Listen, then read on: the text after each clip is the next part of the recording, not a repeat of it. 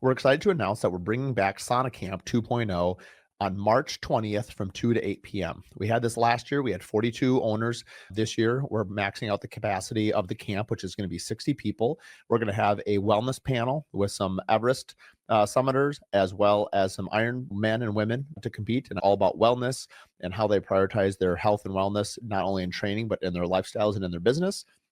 And then we're going to have a 2 hour window of sauna and cold plunging in the lake, and then an amazing wood fired grill, Mediterranean style food at the end of that. So if you're interested, please head to curiousbuilder.com. Under retreats, you'll find everything there is about Sauna Camp on March 20th in Minnesota.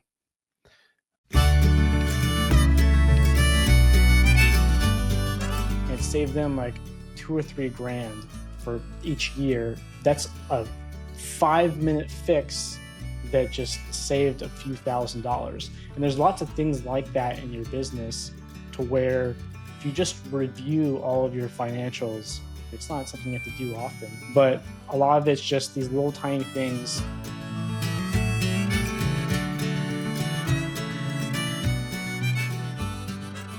Today on the podcast, we've got Alex Little, and he has a great ability to make the complex very simple. And, his dad was military. He wanted to be military. And I think my favorite line out of this whole episode is get better and suck less. Without further ado, here's Alex Little from Little Financial.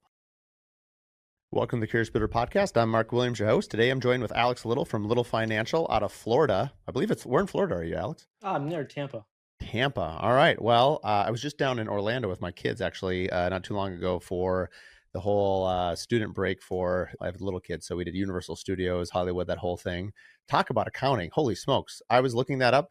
$160 billion business is what Disney is worth. They do $55 billion a year in revenue, and they support $2 billion in wages per year. Like, that is wild. There's a lot of jobs just from Disney World and related in Orlando.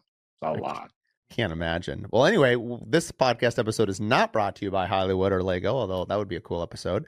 We met, a couple months ago. You had reached out. We have a few mutual friends, our buddy Reese over at Adaptive.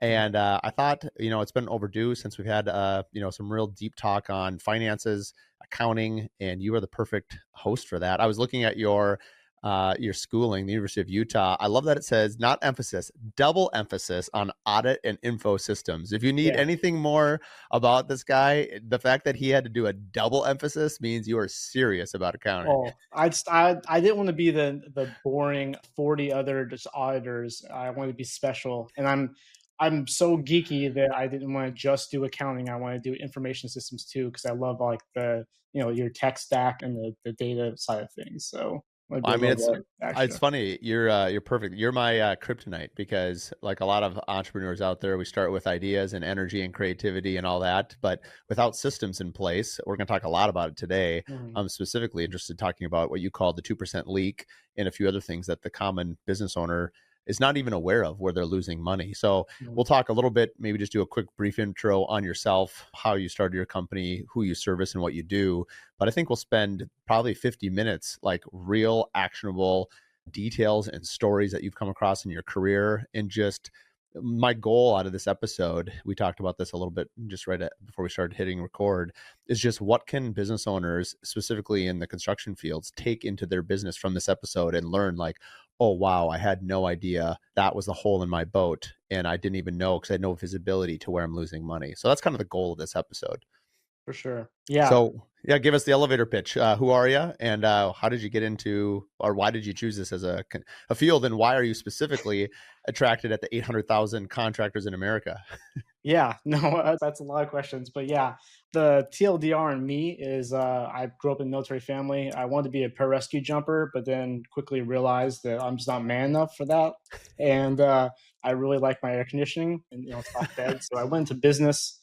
Long story short, like I said, I did double emphasis in accounting. I tell people I'm a recovering accountant because most of my career was accounting, but I got bored. Like, I like operations and finance more. Like, how do we grow the business? How do we make money? So I switched to that, worked my way up to CFO, and eventually started my own business as a fractional CFO. So I started this business just being a fractional CFO. But I found that most people I was talking to were like, oh, my bookkeeper is amazing. And I take a look at their books and it's just a dumpster fire. And I'm like, I can't give you any type of strategy or forecast or, budgeting based on this because I have no idea how you're currently performing. So I ended up starting the accounting and tax side of my practice. And I've kind of just focused on scaling that. And then just, in social media and my website and such, trying to provide the education piece so people just I feel like the accounting industry gives people the financials and then they're like, here, you figure out what this means and what to do with it. And I'm trying to kind of bridge the gap with technology, giving more insights, but then also just the education piece of like, hey, these are the things to focus on. This is what you can actually do about it. And like give people actionable just instead of just here your numbers are and you figure it out type of deal. So I heard something recently that's totally changed my thinking, and curious to see if this resonates with you or the audience, which is I was listening to Andrew Cordell. He's a tax architect, and he's actually down in Florida, and he was part of this Aspire series I went to. And he had just mentioned that you can't delegate wealth. And his comment is that like who's like to Alex, yourself or myself, Mark, like my money is the most important thing to me. And if you give it to somebody else, it's not the most important thing to them. Even if they value it a lot, it's still not as important it is to the person whose it is. It'd be similar to like kids, right? Like my kids are more important to me because they're my kids. Mhm. Where I'm going with this analogy is I think to my own detriment, I have not, well, I certainly like finance and I like numbers. I've been so, for 21 years interested in the craft and in the creation and what I'm building that, I've often delegated, financial responsibility and financial visibility to people on my team. And most of them have been great at it. I've had a Mhm. few people that I employed a couple of years ago that just, they weren't the right person and it was on me. And anyway, where I'm going with this is I'm way more interested in my numbers, my overhead, my whip, like when I'm going to run out of cash, like all of these different things, because I can't really invest in my business or myself unless I have the right indicators kind of telling me where I'm going. And I would imagine the sad thing is the more I talk about this with other builders or entrepreneurs, like I'm not alone. Like, Mhm. and I'm not saying that there aren't some out there that are super interested in it, but I've said this so many times where you can be good at business and a bad builder, and you can make it, and you could be a great builder and bad at business, and you won't make it. And Mhm. hopefully, obviously, you're good at both. What has been sort of your experience as you're talking to people? Like, what percentage out of 10 people say I have a great bookkeeper and their numbers actually are good compared to the ones that the story you just told me where it's a dumpster fire? 10 or 20%, it's terrible. I mean, there's good enough, and like that's really what you have to focus on. And I know that like Alex Hormozy like preaches that a lot too, of the like try not to make everything perfect. It's just good enough for the stage that you're at. But we should really, as business owners, focus more on gut feeling is important, but also like basing your decisions based off of the data that you have. And the only way you can, do that is if you're actually tracking the data and put some actual importance on it. But a lot of people, they get in the business because they're really passionate about what they're doing. They get in the business and realize there's all this admin stuff that you have to do. And at the end of the day, most of the businesses are for profit. So wouldn't you want to know if you're actually making money or not? I remember having a sales call with a guy that he only wanted accounting because he had to file taxes. I'm like, so you don't actually want to look at the reports to see if you're making money on your projects that you're doing, and had just didn't care. And I'm like, no wonder why you haven't grown in the past 20 years that you've been doing this business, is because you've just been like doing it, coming up with the numbers on the fly, and then I guess you make enough money and you that to survive, but like that's just not a way that you can scale or, really know if you're doing a good job or not. That is a wild story. How did that relationship end? Did he end up righting the Oh, ship or did they not hire no, you? I completely passed on him because he was looking for like the part-time soccer mom that's doing bookkeeper thing on the side that's charging like $100 a month type of deal. And I'm like, one, from like a cost standpoint, he was wanting the price to be way too low, but two, his mindset just was nothing. Like we would just bump heads even if we were doing it at a price that he was willing to. Like we're looking for growth minded people that they don't have to be experts in finance, and like that's not even the point. Like I try and teach people, you don't need to know accounting and finance in and out. You just need to know like the four key areas to focus on as a business owner, and you need to know what good and bad accounting looks like so that you can judge if the person you're outsourcing to or if you're doing it yourself is doing a good job or not.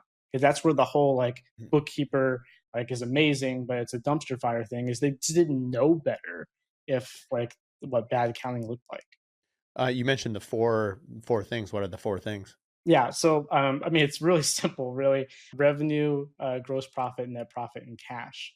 The kind of the link is figuring out and learning how each decision you make in your business affects those numbers and what those numbers need to look like in order to achieve your goals.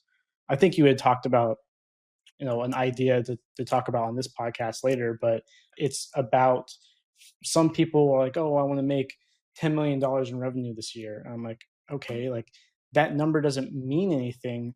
That's just kind of just like a vanity number on the golf course, because like if you made $10 million in revenue this year but you took home the same amount as you did last year, then did it really mean anything? Like you didn't really increase like your livelihood.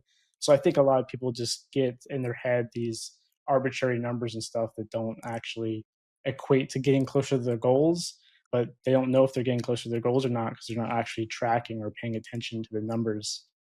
Well, and I think as well as that, there's certain glass ceilings. I'd be curious to know, scaling is, I'm definitely, it's a weak part for me. And I've Yeah. talked to other builders. Like, I think if you get to, every business is different, so maybe it's not important to relate.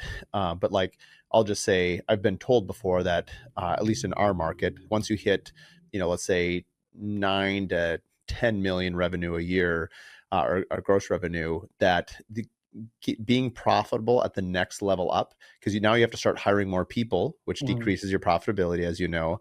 So it's almost like two times. Like you got to get to 20 million, and that gap between 10 and 20 is pretty big. And it doesn't matter what the number is. I think every market might be different, but there's a ladder and there's a gap.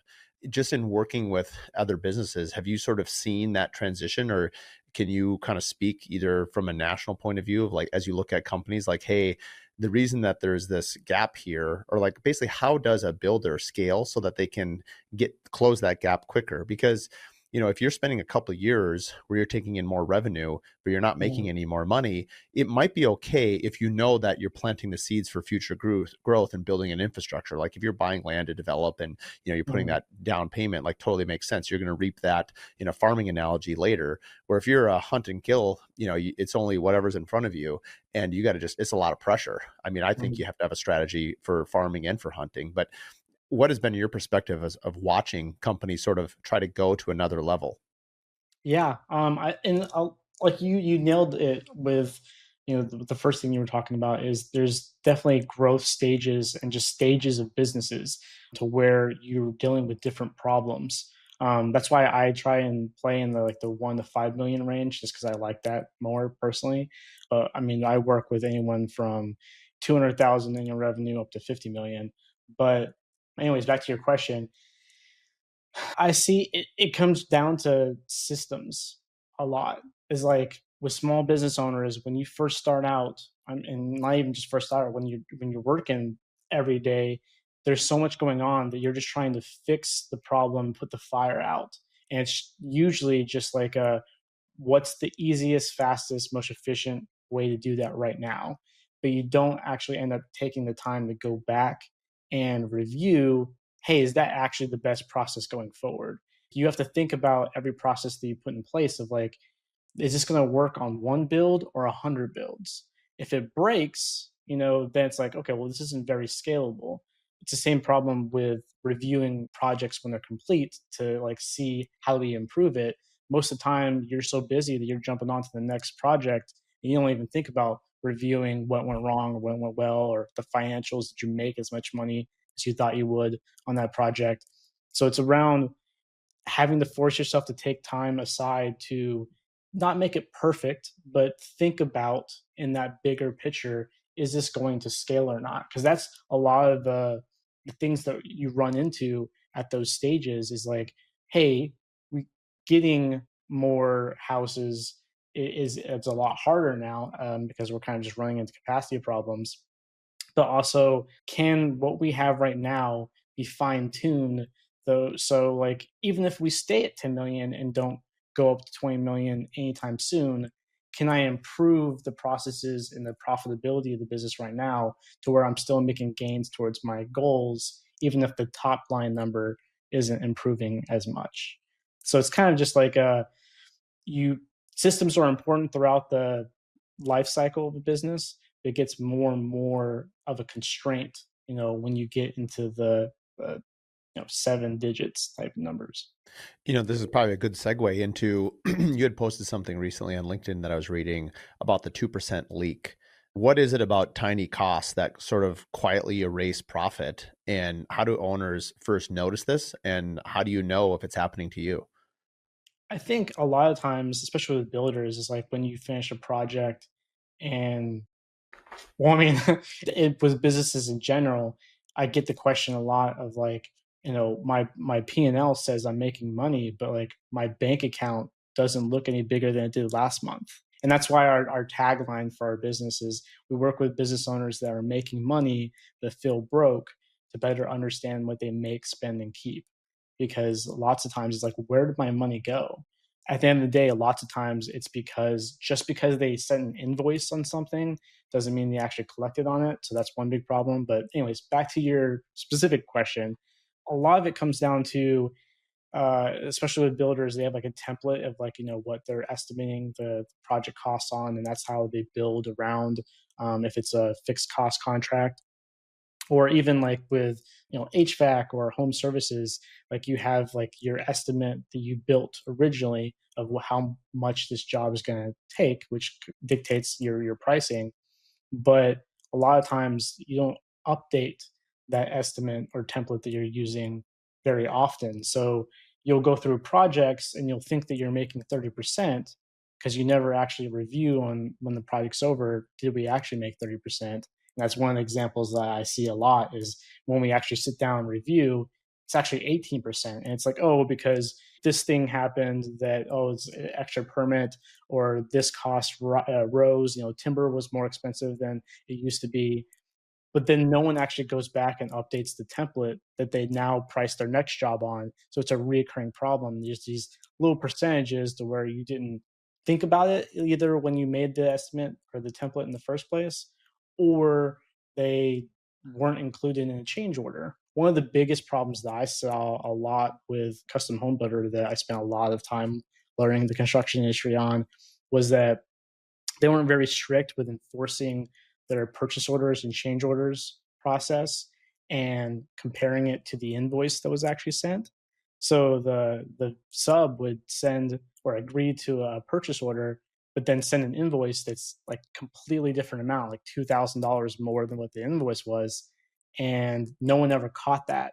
So that was eating into their margins over I and mean, over how again. in the world you're doing a purchase order? Like most people don't, I mean, the more sophisticated businesses are doing purchase orders and you can run it without it. You just have to have a keen eye for it. But if you're doing a PO and you're still missing it, like that's pretty bad. Yeah, well, because the PO is like the agreement up front, but then if there's that key piece of actually matching the purchase order to the invoice when it comes in, because the accounting department often will just they see the invoice and they're like, okay, well, let's process this for payment. They don't actually go and compare, did this invoice match what the purchase order was, and see, because they just assume that was what was agreed upon. They're going to invoice what was agreed upon, and that happens more often than not. That like the vendor just said, oh, like, the materials price increased. They I didn't mean, ask for a change order for it, just invoiced the amount. I mean, And I've had it before, and we have a really good team for this. But like, and especially now, we use Adaptive, which a lot of it's all set up in AI and helps you track it. Immensely helpful mm, for that. But even without that, when you see something, and this is where I feel like there's a big disconnect between the office and also your project managers and of course the owners. And this goes back, I think, to your systems approach, where if you're outside, let's say you're with an HVAC company mhm. and you decide that, what, we're not going to do the garage heater. Let's just say it's 3,500 bucks. The office, if their company is big enough, maybe their team never told. So they still invoice because they go off the original estimate, which has the garage heater, but it never actually got installed. And so Yeah. you're paying for something you didn't. But let's say my office wasn't talking to my PM. How would my office staff know that the HVAC wasn't installed, or you know what I mean? So it's like very Yeah. easy. You have two people that aren't a party. As the bigger companies scale, without some sort of a system to track this, you could very easily see how one, I mean, that's great for the bottom line for the HVAC guy. He just got paid $3,500 of margin that didn't show a Yeah. They cost didn't have to against do it, the work for it. but the builder overpaid for it. And so anyway, you do have to review it. And we have a protocol on our team of how to handle it.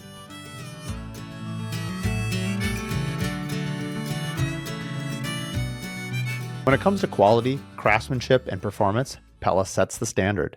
Whether you're building custom homes or designing a timeless space, Pella offers innovative window and door solutions that blend beauty and efficiency. With showrooms and experts around the country, Pella makes it easy to find the perfect fit for your next project and their team to support it.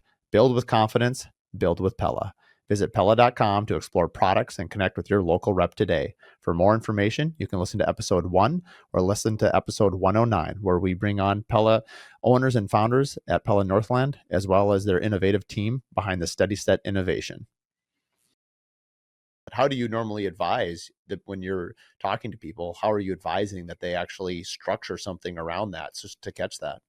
Well, I mean, like, you have to have those SOPs of like one enforcing change orders and purchase orders, and then instructing the accounting team that they need to match it if they don't use something like adaptive, and just really enforcing it and ask like you have to follow up on it because that was one of the main problems with that one specific custom home builder I was talking about, which is the place that I learned a lot of construction about, and fortunately, a lot of the problems in construction about was that they could have the most beautiful SOPs, but if you don't actually enforce it and talk about it and like follow up with your PMs and like your admin staff or accounting staff, then no one's actually going to follow it, and the problem's still going to occur. So it's really just like mapping out where all the possible leaks are, and then making a system that's designed for that. More and more, especially like with things like adaptive, like technology is helping to where it's not a manual check where let me go find that PO and then go suggest, hey, is this the relevant PO that is for this invoice? The amount of like AI that's going to be going into things like this that will help so much. It's amazing. But anyways, I don't want to get too off course on like Yeah. talking how amazing AI Yeah. is, but things like that. It's like there's not a lot of magic bullets when it comes to business and finance. A lot of it's just fundamentals that people don't actually like put in place. I remember there's an old adage that my dad used to always tell me when I was a little kid. He's like, you could have $100, and if you spend 101, you'll go broke. And if Mhm. you spend 99, you'll make it. That's a pretty simple. I mean, for a kid, I mean, I was, Mhm. I don't know, third, fourth, fifth grade. I mean, I understood that as a child. Yeah, And I think most people, if you told them that, they would understand that. The question is how many people actually operate their business or their personal finances that way? I think a lot of people, just spend and then figure it out at the end. Like you were talking about that one contractor. I mean, that was even worse. He didn't even want to know. He just wanted to get it to his tax guy to tell him the news. He didn't even yeah. want to know his own news. That's terrible. Yeah, you have to have that mindset to begin with, and I think a lot of people just get overwhelmed. Like most people, you show them like a spreadsheet in Excel, their eyes just glass over, and they don't want anything to do with that.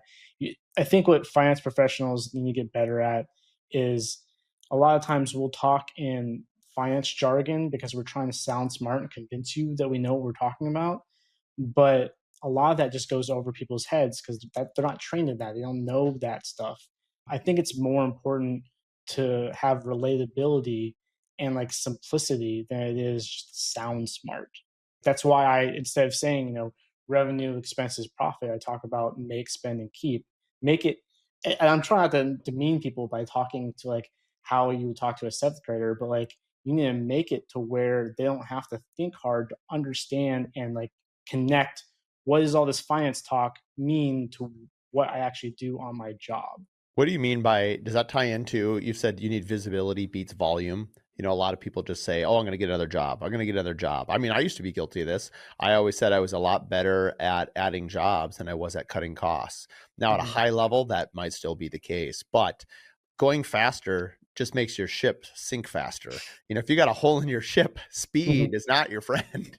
And so we laugh at that, but that is a very common thought, probably especially for men. We're like, faster must be better. Mhm. What does visibility mean in terms of beating volume? Yeah, I mean, it goes back to like what I was saying about the 10 million revenue goal. If you take home the same amount, like, did it Ah, really help you, type of deal? It's always a balance because more revenue, more sales usually does solve a lot of problems. You can just throw money at it, type of deal. But if your business model and your processes make it to where your margin is like razor thin, then you could probably become more profitable just by figuring out how to increase that margin and like cut costs or just improve processes than by just getting 10 million more in revenue because you're only having 1% profit margin or something. well, and Like, I think there's something to be said about efficiency too. We mhm, talked a little bit about scale, or I posed the question of scale. If you could, let's just say for this example, let's say your take home was, it doesn't matter. Let's just say you're making $200,000 a year, to pick a round number. mhm, And let's say you want to make 300. Doesn't mean you have to add two, three, four more homes, because think of how much someone might say, "Oh man, to make that much more money, think of how much harder I have to work." If you're just more profitable, you could actually make more money and do less. Your team would thrive because efficiency is the way to make up you mentioned that earlier, that mhm, maybe you don't have to get to that 20 million revenue in the earlier example. You just have to be either have to charge more margin, or you have to be more efficient in your process. And you can actually, and there's multiple ways to be more efficient. We always talk about growth, but maybe mhm. the growth comes from within and just being better at the financial side of conserving your money. It's like miles per gallon on a car, just becoming more efficient. You have to buy less gas. Yeah, and I think people like another one of those like rules that everyone knows about that no one actually like tries to implement in their own like self is like the 80-20 rule. It's like a lot of the times most of your problems come from like 20% of your clients. You got rid of those 20% clients. Everyone's like, I can't lose any clients. But sometimes it's like, I don't know, like it frees up your time for better clients and for better types of jobs. Maybe it's not even like a specific client, maybe it's a type of job. Like, have you reviewed like how much money is that type of job actually getting you? And is it worth it? Because one of the biggest things that I see as far as business owners that don't think about, which is usually part of my sales pitch when I talk about like we should do your accounting services, is opportunity cost. No one thinks about what could I be doing instead? They think about like, well, if me or my team does this, then I can save X amount of dollars every month or something. They don't think about if I'm doing this or my team's doing this, then that means that we can't be doing something else instead. One of the biggest, like, best examples of that, it was for a pool maintenance and construction client I had, where I mean, he was spending probably like 6 hours a week doing the admin and like accounting work. And I was like, well, if you had that time back every week for the next, 3 months, it was going into summer season at the time, what can you do with that? He's like, oh, I could probably go get like another $1 million in revenue. And I was like, when I put that side by side, I'm like, so you are trying to save a few $1,000s over the next few months and you're giving up $1 million in revenue potentially. Like, when you do it side by side, it doesn't make I, as much sense for them. I think It's that's like, what's really helpful about having people on your team or fractional CFOs that can really break down the information and make it black and white. Because, if you are presented like that exact example, like it mhm, kind of makes you stop and consider, I got it. But sometimes we're so busy as owners, running around trying to do all these different tasks. And, I do believe that activity breeds activity. And so there's something about that inertia, that momentum and going. And so it's not to shake that, but it's also sometimes someone needs to tell you to stop and be mhm. like, "Hey, you're better off on concentrating on the one in the hand than two in the bush." Yeah. And I Keep think it simple, everybody's, stupid. Like, yeah, just make it simple. That's why when I go back to like the four numbers, the revenue, gross profit, net profit, cash. That's why they say that like you should each person like in your organization should have 3 to 5 KPIs that they track. Business owners too often try and track everything and like every number that's in my business I need to know about and track to see if it's doing well or not. Like, yeah, you have to do that when you're small because there's not other people that you can have to track that. But like at the end of the day, when you grow, you should be focused on those four key numbers. And then, those key numbers have subsets that flow up to it. Like you're not going to give customer acquisition costs for marketing to like the accountant as a KPI that's relevant to them. It needs to be relevant to something that they can actually control in their day-to-day job and make it something that they can see a dashboard, 3 to 5 numbers. Because if you, and then doing that makes it super simple. You can understand how we're doing. Are we getting better or worse? But if you have these 50 numbers that you're all trying to track, that's where people feel overwhelmed. And now it's no longer as simple to make decisions off of. What are ones do you get involved with the KPIs, or how do you usually recommend people, like, I mean, do you have some examples of what some of those 3 to 5 might be for, say, a project manager or an owner or, the accounting team? Well, I mean, like for the owner, it would be the gross profit, net profit, cash revenue. And let's Um, let's just stop there for that example, just to be more practical, because we all know what those are, or are familiar with those terms. Is that on a weekly cadence, a biweekly cadence, a monthly, quarterly? Like, how often would you recommend your clients look at that? Reviewing it, I would definitely say on the weekly cadence. There's some stuff that you can do every day. For instance, you should probably glance at your cash position once a day, as well as like your outstanding accounts receivable, just to see where that's at. When you get bigger, when you're small, it's not as hard to keep track of who owes you. But as you get bigger and more people owe you, like having someone on your team or you, if you have that personal relationship with them, one quick little text or call of like, hey, we haven't seen payment on this invoice yet. That solves a lot of problems before it gets too dire and you're calling up asking for collections because you're about to run out of cash and you can't afford payroll. But things like having, I think you mentioned like your project manager having them looking at gross profit per job and trying to see like, are we on track for the profitability that we laid out? Are we on track for schedule? I don't have I have a list, but not in front of me right now of like all the KPIs that I usually track per each kind of role. But like the grand idea behind it is make it something that's actionable in their daily job and not just something that's I hate when people, I say it all the time as sarcasm, but like get better, suck less. And I think a lot of direction that managers give is that type of get better, suck less. Like, it's, okay, well, how?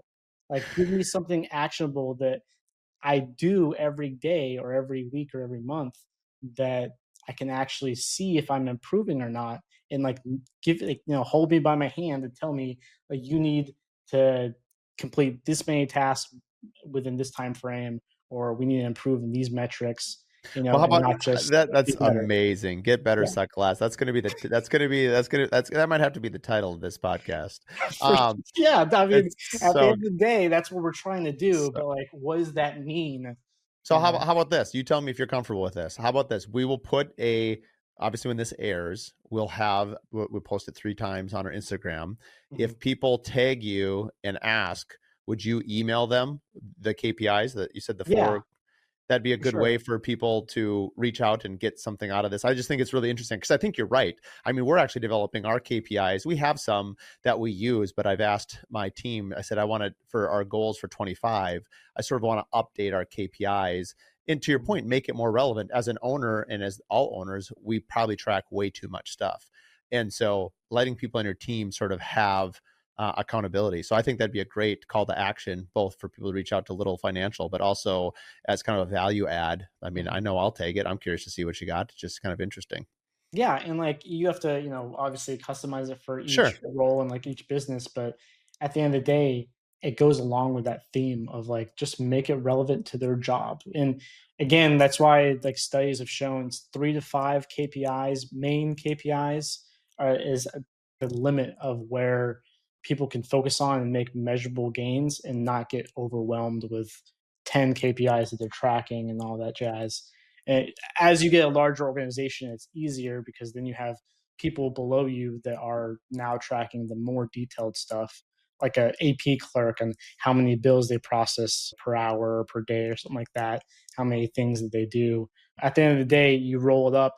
It rolls up into higher KPIs, which roll up into higher KPIs. And then as the business owner, at the end of the day, revenue, gross profit, net profit, cash, that's what your whole business is made up of. Well, you had mentioned, I think this is applicable, but job costing is a connection between the field and accounting. How do you see Mhm. it as a leadership tool and not just a spreadsheet task? Because I think that's one of the things with KPIs in particular. People are like, great, like you're asking people to report so you can give them feedback, but they're also like, great, I'm being asked another thing to track. Yeah. Oh, I mean, that's where the whole, measurable steps on how to improve. Because that's one of the things that I always hated when I was an employee of getting feedback of like, oh, why didn't you get promoted? It was like you just weren't the best fit or something like that. I'm like, okay, well, if you don't give me constructive feedback on the what can I do better, then I don't know what's wrong and what to improve on. So it really, I want to say again, but it comes down to like the give them actionable things that they improve on versus just the get better, suck less. Tell them exactly what could be improved and how to measure if they're doing that or not. Because at the end of the day, people want to know where the finish line is and like the steps that they need to take to get there instead of just do better. And suck less. Yeah, and suck less. Yeah, no, that's Such a something my dad told me, it's one of the either him or military catchphrases that I grew up with, "Get better, suck less." And I'm like, "Okay, what does that mean? What do I have to do better or suck less at?" Um, Oh, that's so amazing. You had posted a story about, 80,000 being the silent loss killer. And it was basically, as I recall, it was basically two different companies. Oh, I'm sorry. It was like, let's see, how did it go? You had, was it a $4 million company, and you were showing basically they're going to lose $80,000 a year. Would you recall what the circumstances of that story was? um, I I'm can, trying to I remember. can pull it up real quick. It was on your, I was Yeah, looking at, you I had, just looked at it and yeah, it was, give me a second here. It was on your LinkedIn. It was actually kind of interesting. I was scanning it. I was like, you posted it just a couple days ago, and so let's see if I can find it real quick here because it was kind of oh, cool. was that connected to the 2% margin link? Was I that the think one you're so. referring to? Yep. Yeah, I mean, it was just it goes into those small things that happen all the time that are costs that don't seem material at the time, but that can like chew up things. Like for one instance is actually my first fractional CFO client. We reviewed her subscriptions, and that's it's a juicy place to look all the time to find the this wasted cost. She was paying for like 5 different Zoom subscriptions for employees that no longer work there, but no one had like an offboarding list of these are all the things you need to do to offboard someone, and canceling their Zoom subscription was not one of them. But like, that stuff where it's, 10, $15 here or there, that is only like $100 or so, long term. But like lots of those types of things add up quickly, and it's often like a low hanging fruit of cost savings. For instance, an HVAC client that I'm working on kind of is redoing their entire accounting department. They're like, I think they're on track for 20 million or something like that this year. One of the things was they had switched from using QuickBooks payroll to Gusto, but they had like bought like a bundle, so they kind of had to keep paying for the QuickBooks payroll, but they still had all of their employees like listed as employed through QuickBooks payroll, and QuickBooks charges you for that. So all they had to do was basically terminate in QuickBooks payroll all those employees, and it saved them like 2 or 3 grand for each year, that they had the package. And I was like, that's a 5 minute fix that just saved a few $1,000s. And there's lots of things like that in your business to where if you just review all of your financials once a month, I mean, like the subscription stuff, I recommend only doing it like twice a year. It's not something you have to do often. Like, there's not usually a lot of things in there that are cost leaks, but a lot of it's just these little tiny things like reviewing the projects, like how did it go? Did the numbers end up being what we estimated? And if it's not, why?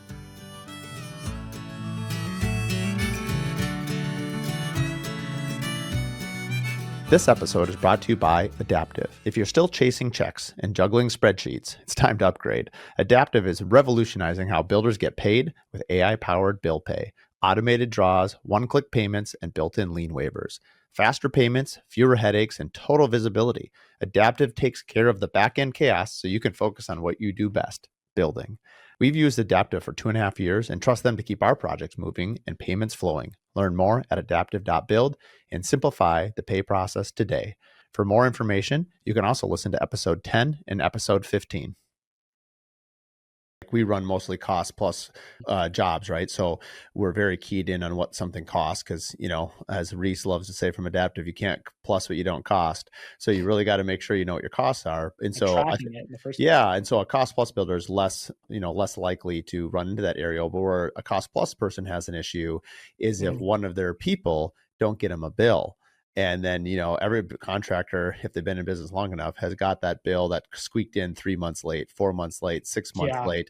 And it puts the owner in a really difficult position because, I've got an invoice, I have some usual suspects that I know that they're bad at it. So I'm also on the lookout for it. So if I see Mhm. money left over in account at the end of the job, I'll be like, hey, have you verified that this person has sent us their final bill? Because they're notorious for not billing.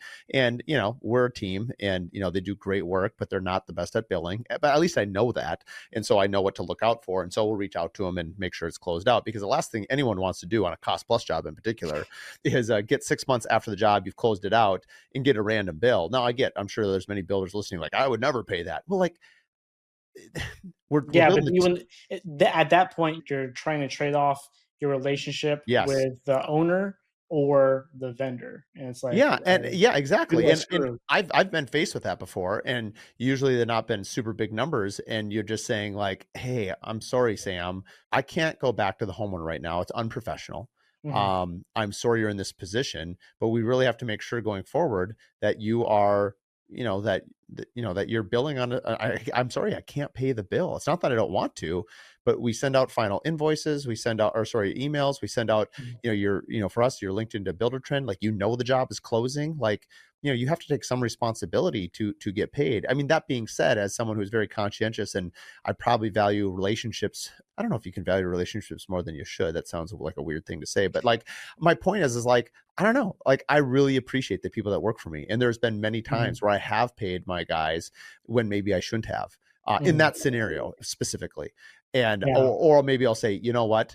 Let's look at jobs down the line, especially if it's only happened like once. But like if you're a repeat offender on that, like I can't cover that. That's not fair to the Yeah. owners. And so it's just unfortunate because we're trying to help each other. And I often weigh it like, hey, when I need something, like if I call my roofer and it's raining out and he shows up, like that's amazing. Like I really needed that help. And so like if they're asking me, like, hey, can you help me out? Like I feel responsible to try to do the best I can. But there are some times where I just simply can't. Yeah, especially those, like, repeat offenders type of deal.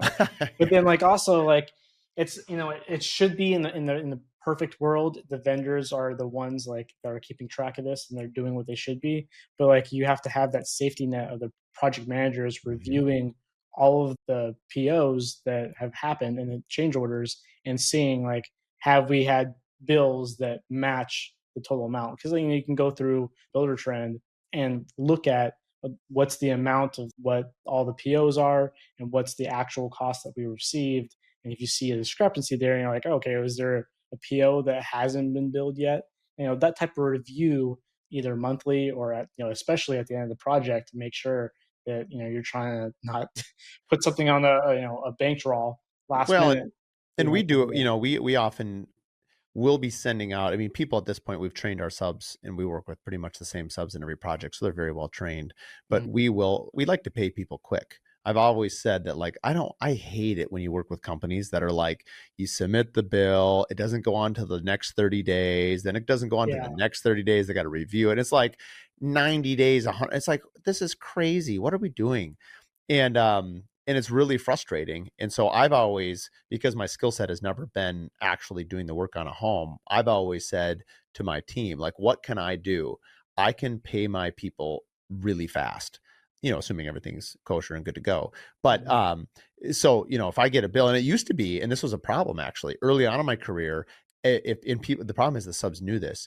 If you submitted a bill to me, I would pay it the next day.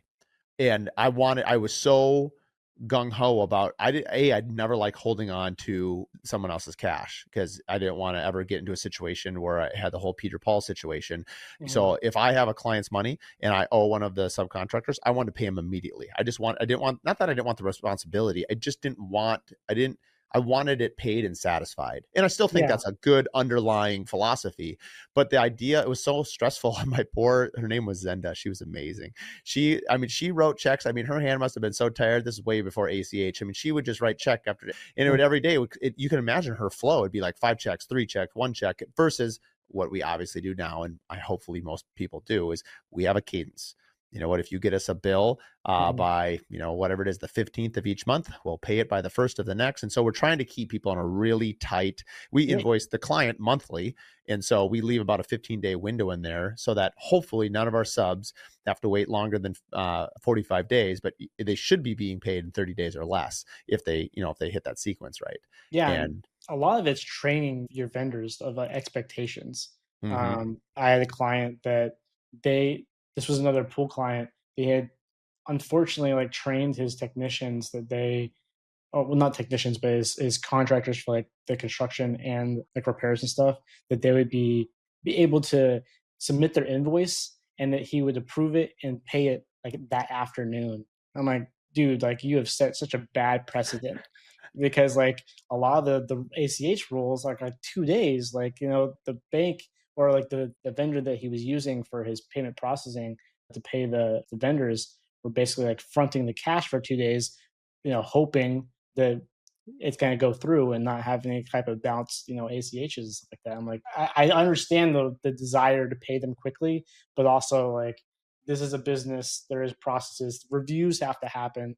If you try and push through payments often are too soon, you can get into problems where like this work wasn't done. The customer's coming back saying like, hey, there's some, oh gosh, there's some outstanding items to clear off here that like need to come back and fix it. And punch list. Wow, for some reason I couldn't think about the day. There's punch list items that need to be fixed, and like you've already paid your vendor, and you didn't have like retainage built in. And it's like, oh well, now I have to go convince the sub to go like repair something because it wasn't completely signed off yet. But I paid them too early, type of deal. Stuff like that happens all the time. You advise a lot of people on scaling, or we've talked a little bit about it. Let's talk a little bit about smart scaling, not just going, um, sometimes I think we go scale and we just go wide, like let's Mhm. do everything. If you think about like a tower, I've never thought about this analogy before, but if you think about a tower, it's long and linear, I guess, unless it's the pyramids of Egypt. They definitely had a wide base. Yeah. But you know what, maybe we should do that. They've been standing for a long time. In terms of business, how do you see different scaling models, and what advice would you give financially to a company that wants to scale? At the end of the day, you have to really match it with the owner's goals. Like, what are you actually trying to achieve? And keeping that in mind as you scale. Because, like we talked about before, like, sales and revenue does help throw money at problems, but you have to do good enough for where you're at whenever you're building a process or figuring out what works. But there isn't really one magic bullet on how to scale. It's really just a balancing act of not overexposing yourself, not spreading yourself too thin. And yeah, it's really just a case by case basis, but really like get your fundamentals, like get your finance and your accounting and like your operations running of like this is good enough. The customers are taken care of first. Like there's plans for each area of your business that can be laid out as far as scales goes. But now with AI and automation and software, so much of what you do and like a lot of the grunt work can be helped by software. I think a lot of people have, especially in like the blue collar world, a lot of their day job can't be done yet by robots or AI or something like that. But they don't really think about, can a lot of the admin or like the back office work be handled by ChatGPT or something, and they don't really look into it because especially in like the accounting world, accounting hasn't really changed in the last 30 years much until the last 5 years or just two really. So a lot of accountants have been doing things the same way that they've always been, and I'm surprised that some of them are still like doing a lot of things by payroll by like hand. There's a lot of software that can help with a lot of this stuff and automate it to where one person can do five different roles, whereas you needed five different people previously. So I know I'm kind of all over the place with this answer, but it's Yeah, more no. about you I mean, know maybe a segue into it that's probably more applicable and easier to talk about is talk about the, working capital, cash flow. Um, I just had a conversation this morning with a good friend of mine, Mhm. and they're doing great, but he's like, cash flow is super tight. We have tons of work, but cash flow is, I mean, you could be very profitable. Your P&L, like you said, earlier, you could sign a contract out and then you look in your bank account and there's no money there. Everyone who's ever owned a business can relate to this. Mhm. What are some practical advice to maintaining a positive cash flow, some habits, some practices, or some key guards that allow you? Because most builders or entrepreneurs at this point have working lines of capital to Mhm. you got the dips and you fill in the dips when it happens, but you'd like to not have to do that. And if you have a clear path forward, obviously it's fine to do it to leverage capital. But I guess talk a little bit about cash flow and liquidity and sort of how to manage it or how owners should look at it. Yeah, having kind of like a runway as you get more finance support, it's just easier to do. But like when you're by yourself or you don't have a big finance team, just having a cash flow forecast, it doesn't have to be sophisticated. Just knowing what's payroll, what are the top expenses in the next 2 weeks to a month at the minimum, and knowing what that looks like can help at least base your decisions off of actual data. But when it comes to like improving cash flow, it depends on the industry, but lots of times having a invoicing system that as soon as the job is completed, you either have a process or automated, to where the invoice automatically goes out to the customer. If you can put it in there to where you have their payment information on file and it's already agreed upon beforehand, the milestones and the payments to where you're not having to track down the customer and remind them over and over again, um, that they need to pay, that would be helpful. A lot more difficult when it comes to construction because the numbers are so much bigger and a lot more sign offs have to happen. But things like pool service or other home services to where it's recurring revenue, that's a lot easier to where, put their payment information on file, have it in the contract where it auto debits or anything under $500, for repairs or something, auto debits. Because a lot of the times where like the whole making money but feel broke comes is that they send the invoice and they assume the customer is going to pay it, but for one reason or another they don't remember, or they forget, they meant to do it and it didn't or whatnot, and you end up giving them a interest-free loan until they eventually pay, and you also have to put in the effort to track them down and remind them to pay. The effort's a big one. I think that is something that, I mean, everyone has spent time chasing down invoices, and it is a considerable amount of effort, Mhm. especially ones that are, you know, yeah, yeah, it's not fun to be in that position. Yeah, it's not fun to even have to make the calls. So where I think, the if you can't do auto debit, which is a lot of people can't because they're just not comfortable with it or the industry that they're in just wouldn't make sense. Having an automated system that sends out those reminders, either email or text, and it's a lot, I think it's easier to swallow for customers if they're getting an automated message versus a person actually reaching out to them. It feels less Sure. aggravating and a confrontation if it's an automated reminder.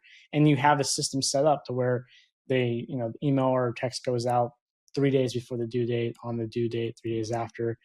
Have a system that automatically does that. So not only does it take the time off of your staff or you having to follow up, but again, like it makes it less confrontational, and it helps collect because like those invoices and those big numbers don't mean anything if you don't actually get the money in your bank Oh, account. one thing that's made a huge difference for us personally is the amount on the down payment and Mhm. how you credit it. So for I'd say about 15, 16 years of my career, I would take, you do a down payment, let's call it 5%, 10%, whatever it might be. Mhm. And then you would use that And usually if they were bank financed, the bank would then ask you, where is that money going?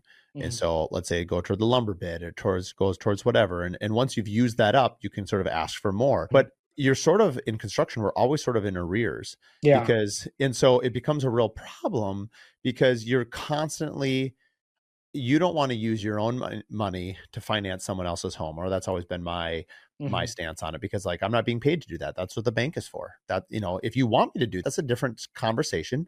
I would have to charge you for that. Mhm. If you are, this is me obviously talking like if you're a client, like, if you want me to be your bank, then I'm gonna have to treat you like a bank would treat you. Except I'm not a bank, so I'm going to charge you even more than a bank would have to. and Mhm. so, and I've actually had homeowners be okay with that for one reason or another, whether it was simplicity, whether they were factoring in their origination loan, or whatever the scenario is. But again, this goes back to knowing your numbers. But anyway, about 3-4 years ago, at Contractor Coalition Summit, it was super helpful. Brad Levitt from Phoenix had just, and he's doing, because sometimes we think, well, maybe the scale of the house should be different. He's doing 15, 20, $30 million homes. The number doesn't change because the Mhm. costs are just more. So he's still asking for 10%. I mean, 10% on 30 million is $3 million down payment. That's a huge number. And his comment was that it's completely changed my business, not only in terms of profitability, because I know that 2% leak is not happening anymore because Mhm. I'm not financing my clients' builds anymore. And so essentially I was doing the same work for less money, and my clients, I was financing their home. And what I was doing is I would use that money, like I already said, and then once I exhausted it, then I would ask the bank for more. Well, now that 300 grand, let's, in my example, not Brad's $3 million example, was I was basically fronting that 300 cash until I got paid at the end. And Mhm. that's crazy. I can't believe I Yeah. did that for so long. And so now what we do, and I've never had a homeowner have an issue with it. That's the crazy thing, is I say, I'm taking 10% down. That is that is not going to be applied till your last payment. So your last payment, let's just say it's a let's just say I take $300,000 down on a $3 million build.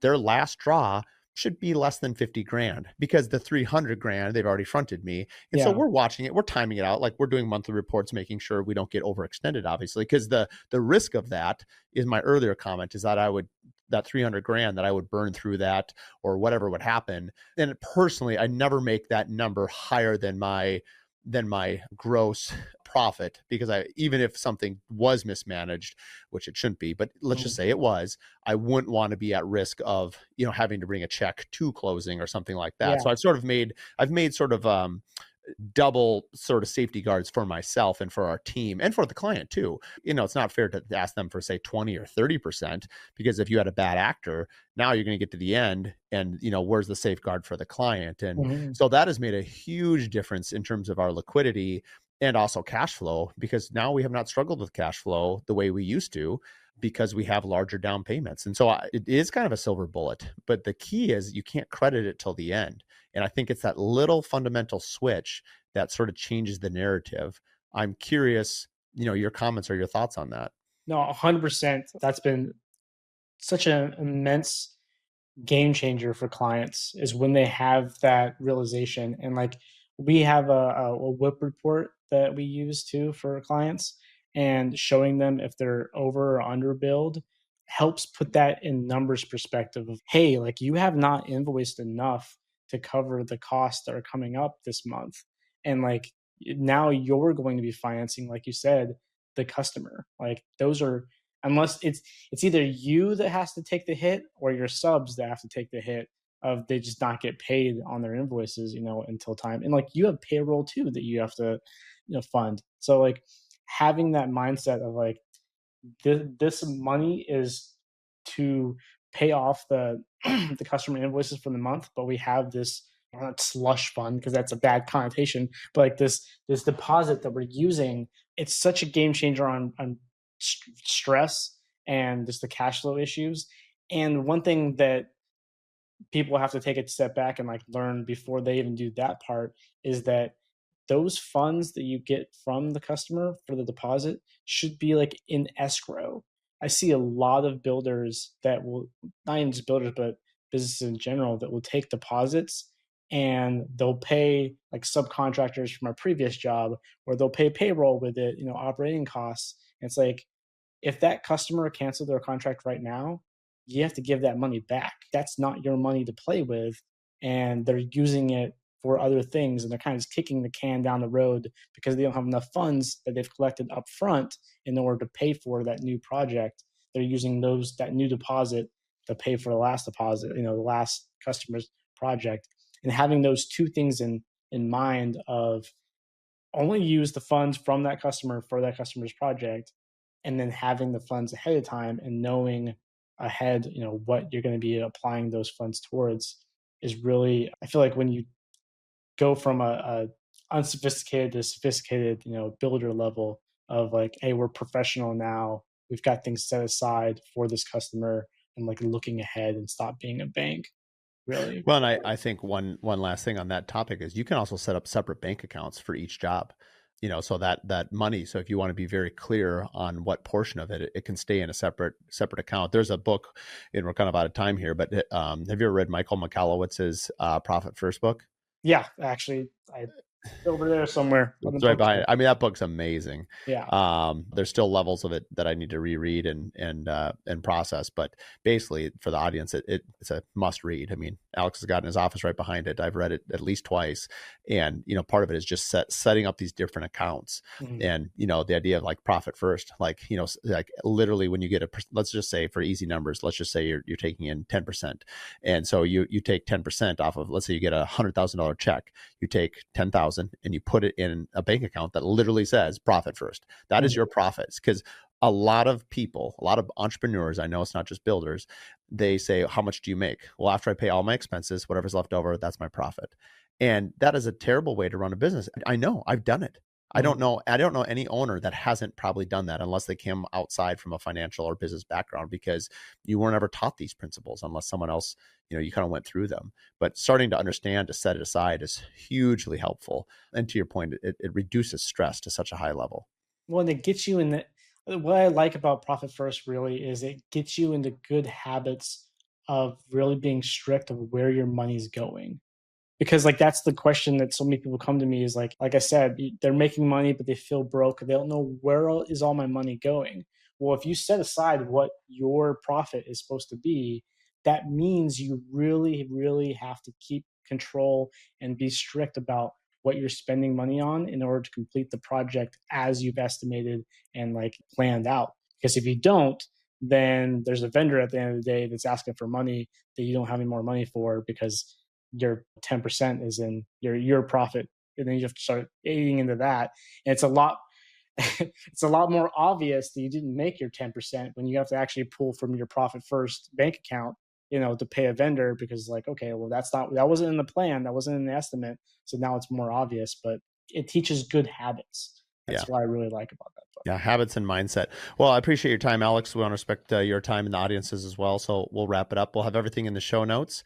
And thanks again to our audience for tuning in. And thanks you again for Alex. It was a pleasure to chat with you a little bit, and we'll be in touch. Yeah, thank you so much for having me on. Thanks for tuning in to the Curious Builder podcast. If you like this episode, do us a favor, share it with 3 other business owners. The best way that we can spread what we're doing is by word of mouth, and with your help, we can continue to help other curious builders expand their business. Please share it with your friends, like and review online, and thanks again for tuning in.